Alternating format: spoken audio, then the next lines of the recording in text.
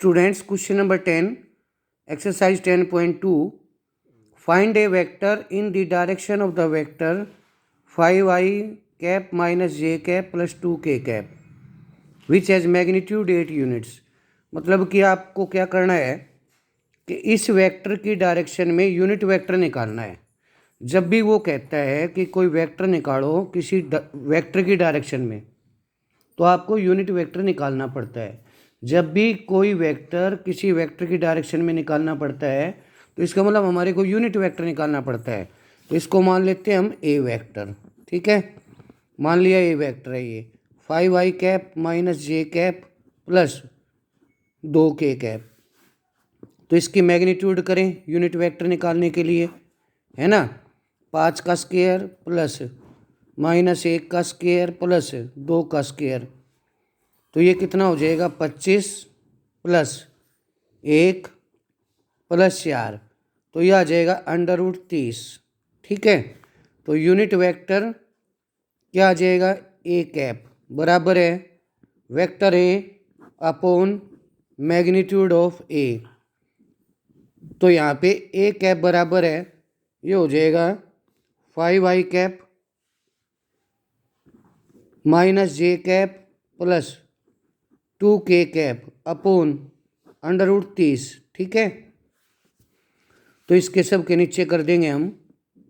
ए cap बराबर है 5 upon √30 आई cap minus 1/√30 जे cap plus 2/√30 के कैप। लेकिन हमने क्या निकालना है, हमने निकालना है कोई वेक्टर इस वेक्टर की डायरेक्शन में जिसकी मैग्नीट्यूड कितनी हो 8 यूनिट हो। तो यहाँ पे हम लिखेंगे A vector in the direction of vector 5i cap minus J cap plus 2k cap which has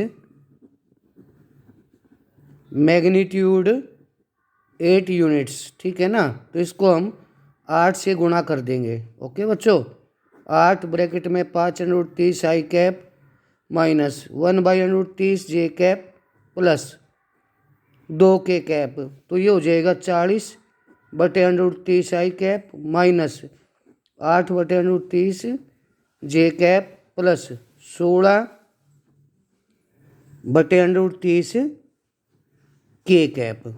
तो मतलब हमने क्या निकालना था, कोई वेक्टर निकालना है किसकी डायरेक्शन में जो दे रखा है वेक्टर और जिसकी मैग्नीट्यूड कितनी है 8 यूनिट है, तो हम उसको 8 से गुणा कर देंगे। ठीक है ना, पहले यूनिट वेक्टर निकाल लीजिए, क्योंकि यूनिट वेक्टर की लेंथ मैग्नीट्यूड कितनी होती है 1 होती है, और फिर उसको 8 से आप क्या करेंगे मल्टीप्लाई कर देंगे।